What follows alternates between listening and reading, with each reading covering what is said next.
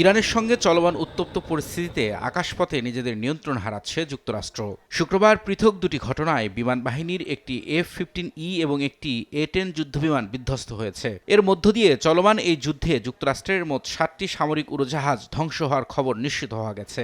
একের পর এক বিমান হারানোয় মধ্যপ্রাচ্যের আকাশে মার্কিন আধিপত্য এখন বড় চ্যালেঞ্জের মুখে।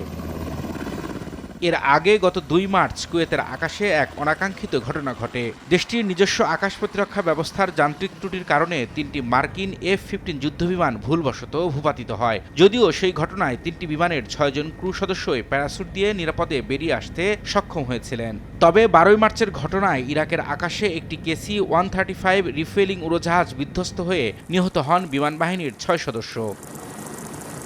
গত 27 মার্চ সৌদি আরবের প্রিন্স সুলতান বিমান ঘাঁটিতে সরাসরি আঘাত হানে ইরানি ক্ষেপণাস্ত্র। সেই হামলায় রানওয়েতে থাকা একটি E-3 সেন্ট্রি নজরদারি উড়োজাহাজ পুরোপুরি ধ্বংস হয়ে যায়। সূত্রগুলো জানিয়েছে, ওই একই হামলায় যুক্তরাষ্ট্রের আরও একটি রিফুয়েলিং উড়োজাহাজ মারাত্মকভাবে ক্ষতিগ্রস্ত হয়েছে। এছাড়া গত মাসে ইরানের আকাশ প্রতিরক্ষা ব্যবস্থার হামলায় ক্ষতিগ্রস্ত হয়ে একটি F-35 যুদ্ধবিমান জরুরি অবতরণ করতে বাধ্য হয়। সব মিলিয়ে আকাশপথে একের পর এক ক্ষয়ক্ষতির হিসেব এখন কষতে হচ্ছে হোয়াইট হাউসকে। প্রযুক্তিতে শ্রেষ্ঠত্বের দাবি করলেও ইরানের প্রতিরোধের মুখে মার্কিন বিমান বাহিনীর এই ক্ষয়ক্ষতি এখন বিশ্বজুড়ে আলোচনার বিষয়। রবিউল ইসলাম আওলাদ, সময় সংবাদ।